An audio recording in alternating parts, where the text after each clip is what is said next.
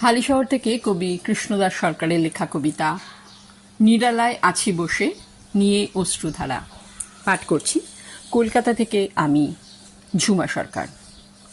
কবিতা নিরালায় আছি বসে নিয়ে অশ্রুধারা। দোতলার ছাদে প্রলম্বিত ভালোবাসা। সুন্দর একটা সিঁড়ি চেয়েছিলাম, যে সিঁড়ির প্রতিটি ধাপ অতিক্রম করে পৌঁছে যেতাম তোমার কাছে, কিন্তু যেতে পারলাম না।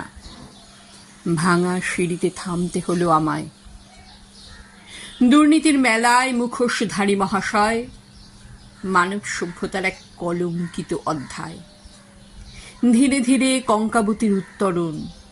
স্কুল থেকে কলেজ, কলেজ থেকে মেডিকেল। পূর্ণতা পেল না তার ভালোবাসা। তিল তিল করে বেড়ে ওঠা সততার প্রতীক। ডুবে গেল তার নৌকা মাঝ দরিয়ায়।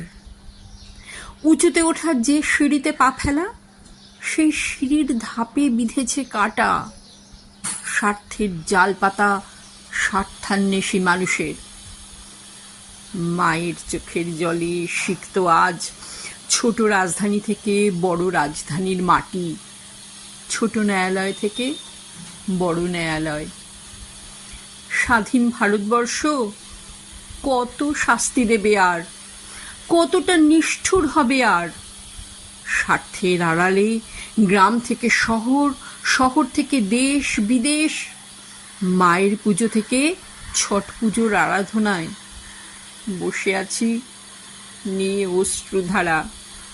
কাজের মাঝে নিরালায় লম্বিত বিচারের সঠিক ন্যায়ের আশায়। নমস্কার।